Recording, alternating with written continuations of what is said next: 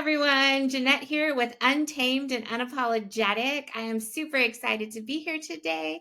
I have one of my good friends with me today, Dr. Kim.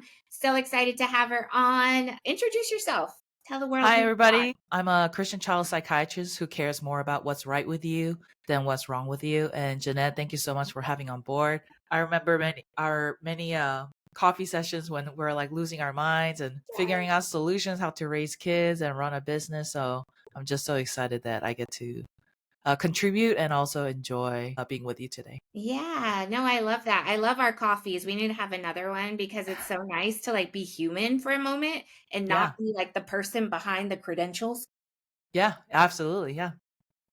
Yeah, so nice. Well, talk to me today about what your passion is and what got you there. Yeah, so kind of like my tagline, like I care more about what's right with people than what's wrong with people. A lot of times when I'm having a play date with my kids, and their friends' parents or something, or go to church or something, and as soon as they find out that I'm a psychiatrist, everybody just stops talking and just like looks at me, or because they think, oh, she's reading my mind or she's diagnosing me, or Mhm. she knows what's wrong with me. And some people ask me, tell me what's wrong with me, like how do I fix this problem? And I've been doing psychiatry for 10 plus years, and there's just so much focus in our society on what's going wrong. Yeah. But at the same time, how I am interpreting now the diagnosis is what's going right, and protect my patients and my clients intentions and effort into doing what's right. And that's what I really care about. But through the years of going there, I don't know, Jeanette, you and I talk about this all the time, but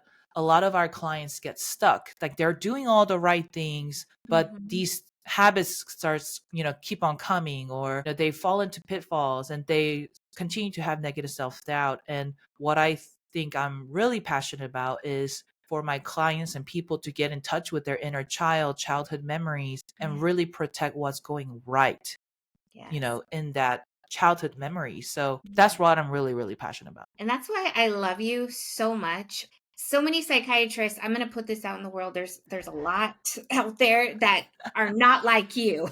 Yeah. But so many psychiatrists always focus on like what's the problem? What are the symptoms? What are we going to fix? What are we going to get rid of?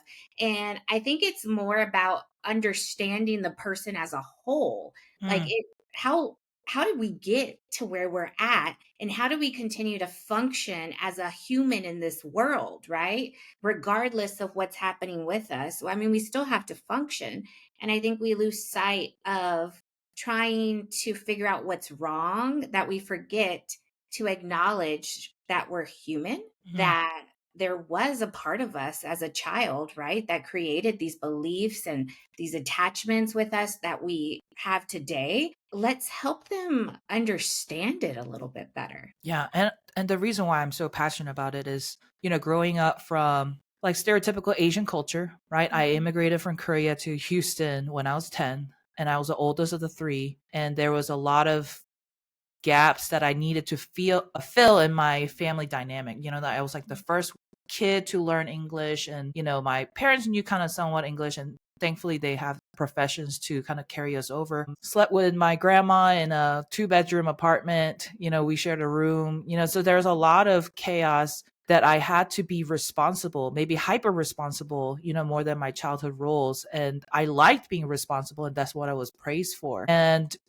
going up to thinking that I'm pre med and doing that pre med track in medicine, there's always this I'm not good enough and I have to achieve higher and higher, that kind of mentality that everybody knows about, right? Yeah.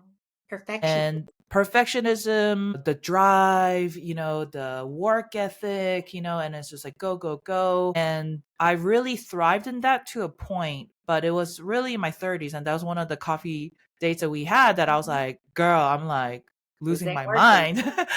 Yeah. So it's like we connected in a sense, but that really was one of the many milestones in myself where I need to look at what's right in me, not always what is not good enough or what needs to be fixed. And I want to just always kind of say that, when you're disciplining a child, and I have a 5 and 7 year old, so it's like discipline and threats and taking away privileges works to a point, and it doesn't really help you connect with them. like, but what really helps is vulnerability, connection, and empathy that really drives them to want to be a better person. Like discipline kind of sets the boundaries, but it's really the praise and connection and empathy and vulnerability and me sharing my problems with my kids. Like, oh, I used to hit my brothers too when I was younger, so I understand, what's going on. And that's what I want to instill back into society because, threats and grades and achievements and comparison can work so far. Yeah. But when you don't have heart and soul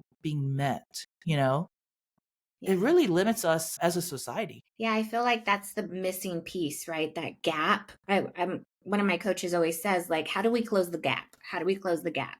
And I think like you have systems, rules, follow through, and all these things, but then there's that other piece that we tend to forget, and that's that connection piece. Like, let me put myself in your shoes for a minute. Let me go back to where I was at this age so I Hmm. can connect with you and tell you I understand where you're at. I Hmm. understand why you're upset, but this is why this needs to happen. Right. Right. Yeah. And that's something that I'm really passionate about because I think you're right. And in medicine, and maybe a lot of times in therapy as well, there's a pitfall of because maybe we're overworked and we're burnt out and we're just seeing so many patients, in a very short amount of time, it's easy to fall into the pitfall of just like looking at them as diagnosis. Or looking at them as a problem or group of symptoms, and like these are the meds, like A to B to C to T, but when I really approached my problems in a holistic view as a parent would, like if I was parenting myself, how would I see little Eugene? Like I wouldn't see her as, oh, she's perfectionistic, she's a control freak, and, she's Mhm. a over planner, like those are problems, but her story, her feelings, her past, like her strengths, how does that all fit together? And that's why I think the program that we'll talk about, the Be Still to Move Forward course, I think that's so powerful because people don't realize how much good things happened that they did as a young kid, as a child, and you can go back to those memories and really protect that child in that memory, saying, hey, it's okay, it's okay. I love that title, Be Still to Move Forward, because I think as humans in this world that we live in, we're so driven by what's next, what's next, what's next, what's next. And we want to avoid any of the bad emotions or the things that we think are going to creep in. I was talking to a colleague recently about that. That it's a trauma response for Hmm. us to stay busy and want to achieve more and do more and all these things. But if we look at it differently, right? And we're able to be still and acknowledge what created that in us, that Mm-hmm. drive, that go, go, go, go, go, you can't stop. Then I've been able to take a step back personally and Yeah. evaluate what's important Mm. so that I can slow down. Yeah. It's really hard to slow down nowadays and it's discouraged and maybe it's labeled as lazy, but I think it's a source of wisdom if we learn the importance to slow down. When in a society where TikTok reels and Facebook reels or whatever is getting faster and faster and faster, and everybody's attention span is getting shorter and shorter and shorter. But when we unplug for a second, like you said, it's like step back and evaluate, where am I going? Yeah. Why am I going there? Do I want to go there? Like what else can I do when the problems arise? And Yeah. those moments are just so precious because you get to really pivot and redesign your life if you have moments like this, which is what you're doing. You kind of told me that you're redesigning your life, which is so exciting. I am. And I have like so many steps that I have to actually do to change this. But I mean, like you, like with that moment when we were sitting in the coffee shop and we're like, this isn't working anymore. Like Yeah. I'm exhausted. I don't have time. You were saying I don't have time for my kids, my husband, myself, my practice. Like where does it all come Yeah. in?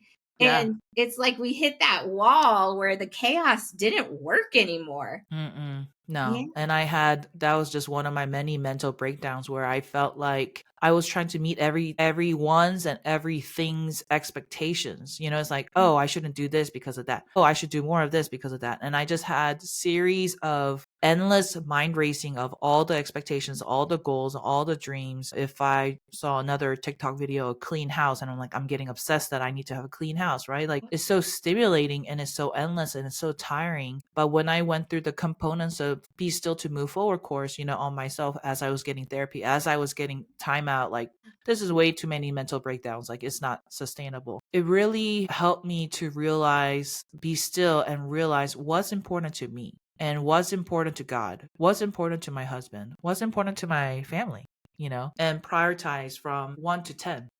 And Mhm. I don't have to meet everybody's expectations. No, we don't. No. How was that for you though? Because I know for me, when I was scaling back a little bit and I was looking at everything that I was doing and planning to do at that moment, and I had to realize, okay, well, I'm not going to get this all done this week. This is impossible. Like nobody can actually do this successfully. Yeah. So when I had to take a pause, right, and look at it all and evaluate it, that was a little overwhelming. And it caused me to procrastinate a little bit and wanted me to stop what I was doing and literally shut down. Yeah.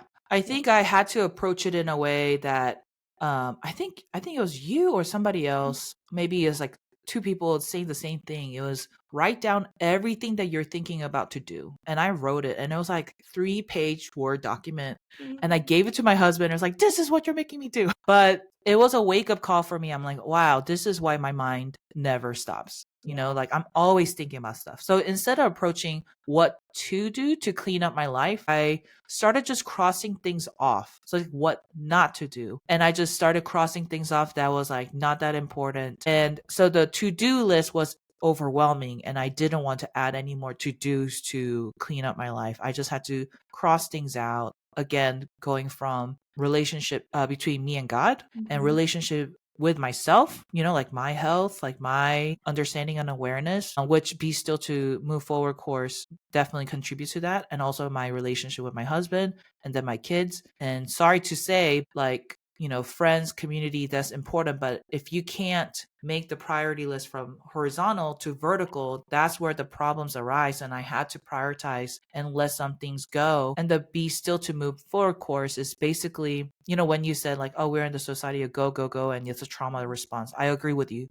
Yeah. 100%, because I had to understand my why. And my why was my childhood events. And maybe it's not like rape or abuse, like trauma response basically means that you're responding to something that happened in your life, right? And for me, the parenting style that was performance based and metrics based, that really fed me to trust the metrics versus being aware and connection with myself. So I had to unlearn a lot of the beliefs and rules and expectations and recreate, ironically, how I would parent my kids. Yeah. So I was kind of thinking, if I'm parenting little Eugene right now and she's kind of obsessed that her YouTube video is not getting all the hits, like what would I say to little Eugene? And like really coach myself, hey, like you're doing what you're passionate about, numbers will come later. And even if it doesn't, like you're doing something to serve the Mhm. community out there, and that's what matters the most. And I'm proud of you. So it's like Yeah. instilling that parent voice. So that was really really the moment that really changed the tone of how I view myself, how I talk to myself. Yeah, I love that you took that and it did something for you. Those brain dumps, like without my brain dump every Sunday night, I feel chaos, right? Yeah. But that's just a great tool to even just start with. Is just put it all down. That's I learned it from my mentor and I teach it every day because I think it's so important. Excuse me. But I love that it helped you kind of from what you're going to do next Yeah. and what to focus on. Yeah, for sure. And what to let go and what was not that important. And maybe like I like a clean house, but it doesn't have to be every single day. Like I could schedule it once a week, so it's just allocating time and resources and lowering, still sticking true to your values and your style and preferences, but lowering the expectation that it has to be, to this significant level of cleanliness or to Mhm. this level of connection. Also, like my kids are important when they're needy and whiny and I'm tired and cranky. There are moments where I need to meet them where they're at, but I also had to set boundaries like, hey, like you just hit mommy, like I'm not gonna console you. I have to kind of boundaries and I have to cool down before I Yeah. enter this conversation again. So even what would believe that was quote unquote perfect parenting, I had to kind of tweak it and understand that I had to be connected with myself to really enter into the arena to connect with somebody else. Yeah, and I think it's important for us to remember also that we're all human. Like, there is Hmm. no perfect parenting. There is no perfect doing anything.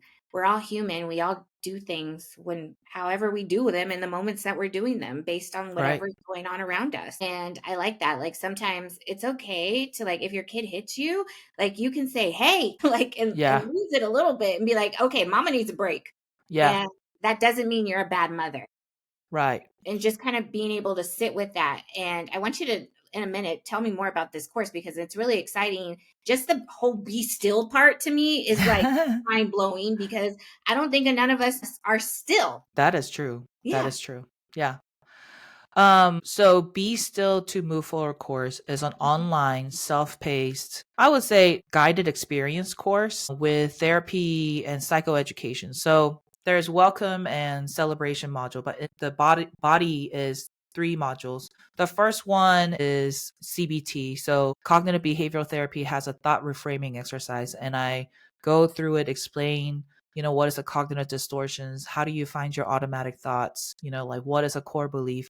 I give you really psychoeducation on what CBT concepts are so that you can really use that and flip. And this is kind of like taking a snapshot of like a shorter mini version of Be Still, because a lot of times, let's say that this is like prime example, like when my husband and I used to get in a fight, Hmm. I'm gonna chase after this solution and I'm gonna talk about it right now and I want to resolve it right now. My husband is actually the one who's like, I need some time to reflect by myself before I come. So then he will just kind of, but our communications sucked, right? So then he's just walking away and I'm like, where are you going? And then I'll feel really rejected and abandoned. So whenever we feel that intense emotion, how do we understand what that emotion meant, right? So it's like, why did you feel abandoned? Well, I thought that he's not loving me or he doesn't care about finding the solution. Well, what does that mean if he was thinking that? Then I'm unlovable. So that's like core belief. And that's why we get quote unquote triggered, right? So the CBT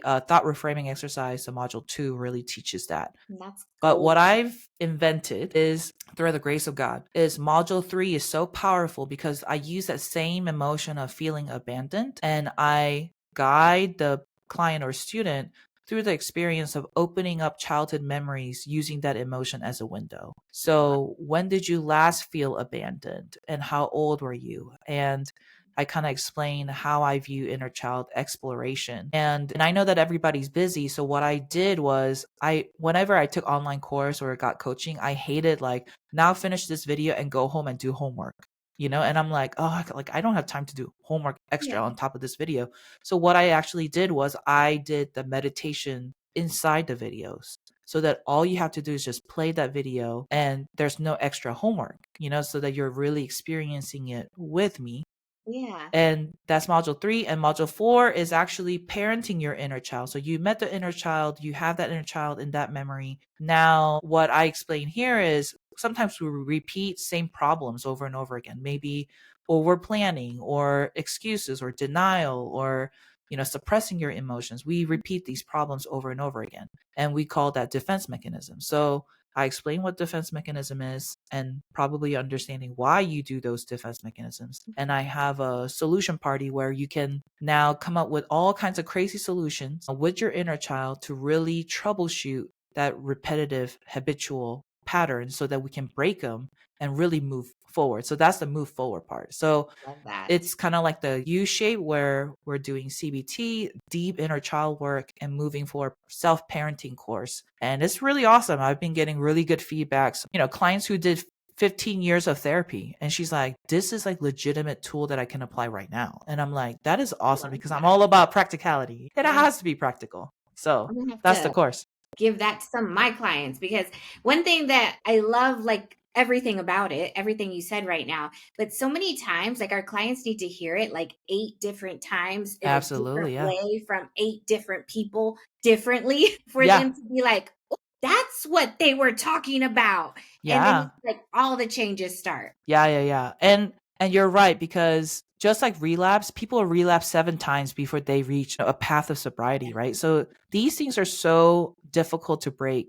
And I think what attracted certain people with my style is that I'm very like analytical and logical. So people are like, oh, I can follow that. I can follow that. But I really love how it turned out. Really just using the wisdom that I learned, from God, from my Bible studies and from life and being a child psychiatrist, all these concepts it's like a olive oil, extracted from a bag of olives because I feel like this is a very comprehensive understanding because you and I do therapy, right? And therapy is Mhm. awesome, but it's really hard to get past the barrier of like, well, she doesn't know me and I have to say all these things so that she knows me, so that she knows me more than I do.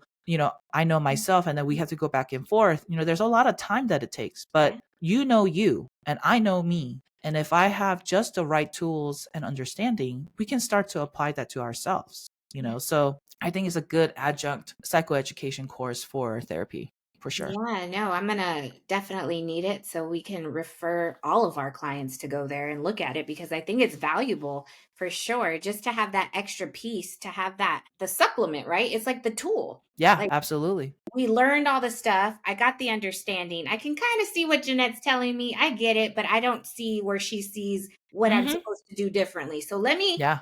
implement this Yeah. and see if I can get a different perspective. Because I Right. think it's a lot of just opening the window to see Mhm. the different ways that you can see or do something because Yeah. there's not just one way. Yeah. Yeah, exactly. Is teaching people everything I know about therapy and mental health and also spiritual health so that it's kind of like having like a translator guidebook. Like, oh, like this is happening. Let me look up this and like that. It's a guide that you can always have it with you because knowledge is power and when you know what your automatic thoughts are, like what your core beliefs are. Oh, I tend to do this cognitive distortion. Oh, I tend to do this defense mechanism. Like it's only going to empower you. It really does because it helps us understand those triggers, right? Mhm. Oh, I felt very overwhelmed. My chest was tight. And sometimes they just get lost in that Mhm. feeling, somatic feeling that's happening. And then the spiraling starts, right? And then they Yeah. can get out. And so, what I really love about this is it forces them to be pause. Okay, I feel this thing, right? Where is it coming from? Why is it there? Has it been there before? When was Yeah. it there before? Okay, this is familiar. I know this. I don't have Yeah. to get Yeah. stuck. Yeah. Yeah. Yeah. It's like the feedback is like, especially in the inner child, 100% of my clients like, oh my gosh, I did not even remember that happened like for decades. It's like, Yeah. oh, it just gives me chills right now. Like our brain is so full of so many beautiful, painful, dark memories that we just don't want to open, and therapy is a great tool to have a support system. But this course is also going to guide you to kind of highlight those. It's like, hey, have you thought about that? You remember that happened? Mhm. And they're just like, oh, that's why, I got triggered by when my husband walks out, like that's why. And it's just so powerful. Yeah, no, I love that. Now, you've been giving us a lot of valuable information right now. And in just a moment, I want you to tell us where we can find this course. But right now, I want you to give whoever's watching us right now, that's watching us because they need to. Something brought Mm. them to us today and they're listening, they're hearing stuff. What can you tell those people? Give me like two or three things that they can do now that they can start implementing for themselves so they can practice that be still. So number one is I have a webinar coming up on June 10th. It's free. And in there, I'm going to give you understanding, kind of like what I talked about, is understanding why we live in such a fast paced, mind. Mhm. And number two, easy swaps that we can do. So, for example, just like a teaser, instead of reacting, we can reflect. And what kind of reflective questions that we can do. So, RPC is my acronym for this. So, I'll be replacing what to switch in RPC. And then the third one is I'm going to share my personal story. We talked a little bit about it here, but then I'm going to go deeper into the why, my whys, so that you will kind of resonate with that. So, I'll give Jeanette my link to the webinar so that you can register. It's on June 10th at noon Central Time. The second thing that I was gonna encourage is that when audience listen to you and me sharing our struggles, right? It gives people hope. Oh my gosh, I'm not the only one who's having mental breakdown. I would encourage you to continue to listening to Jeanette's podcast because it's awesome.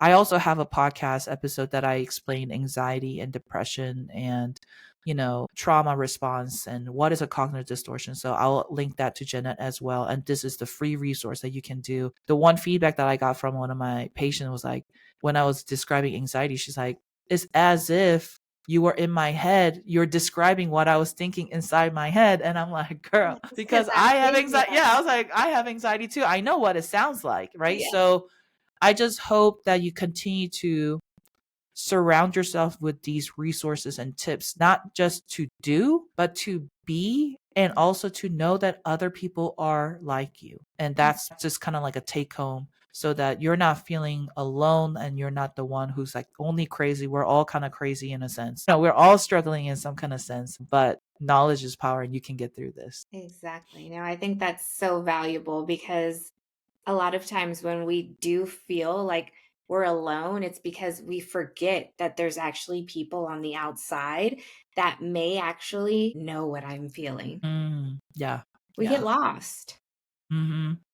That Yeah. darkness that you talked about, I feel like when Yeah. you are in a moment, like that darkness, the veil comes over and you can't see anything. Yeah. And you know what? It kind of leaves me, because I'm a child psych, I just have to go back to childhood. It's like, how many times do you and I talk to clients who had traumatic past and we say, did you tell your parents? Mm, Like, were you able to tell your parents about yeah. this? Nope. 90% says, no, I couldn't. They keep it to themselves. And I think that's why we keep it to ourselves when we feel like we're going crazy. We feel like we're having mental breakdowns and we just can't share because we didn't know and we didn't think about sharing. That's just Mm, not an option. But I just love your podcast that it mm, just normalizes struggles, normalizes perspectives, and that's what I try to do, with my course and also my podcast. So I think we need more of this yeah. definitely in the society. And I love that about you and everything that you do is that we're not afraid to show the world that we're human. We don't have it all together. Yeah, absolutely. We don't. And that's Yeah. okay because we're human. Yeah. And it's okay to be human. Yes, Yeah. yes. Well, how can they get a hold of you? Do you have a website they can go to that has all this valuable information? Yeah. I'll definitely send you the links to sign up for the webinar and also links to find my podcast. And there's some freebies that I offer. One of the PDF is the list of books that I read just throughout my journey, so that, not saying that it's going to work for everybody, but it's like there's like 10, 20 books on Enneagram books because I love Enneagram and we can talk about that in another episode. Me too. I have my Uh, Enneagram book right here. and body image book that really helped me. So I have a PDF of the book, so I'll give you that link where they can find the podcast and the free PDFs. And I'll make sure to put the links in the description and everything so they get all this valuable information. Yeah, Well, for sure. I am so glad you were able to come on today. I know you're feeling a little under the weather, but you did amazing. Thank you Thank you. so much. I apologize for the sniffles. No, don't apologize. We're all human, remember? Yep. Humans can have allergies. Yeah. Well, thank you so much, Dr. Kim. I am looking forward to seeing you again for one of our coffee dates. But until Yes. then, thanks. Thank you. Bye. Okay, loud.